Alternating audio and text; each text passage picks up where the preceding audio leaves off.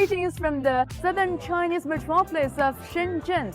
I'm here at the 21st China International Cultural Industries Fair. Take a look around. We can find many digital innovations. And for the first time, the fair features a dedicated artificial intelligence exhibition area. So how are tech breakthroughs reshaping cultural experiences? And how is the cultural industry riding this transformative wave? Let's go explore together. My first goal: become a drummer.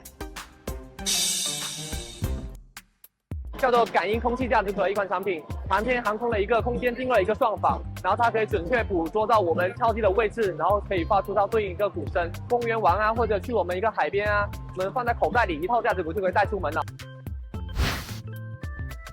This interactive installation provides more possibilities for selfies by creating a hyper-personalized digital avatar. 整个链条其实都是一个 AI 包括自动化的一个生产过程，在1分钟之内完成这个照片转这个商务模型的一个建立。Some exhibits show that technological advancements have improved emotional connections between products and users. 新华社的观众朋友们，大家好。它2个眼睛是摄像头，身上也是摄像头，一堆传感器，它能识别到我们的情绪啊，并做出精准的一个反馈。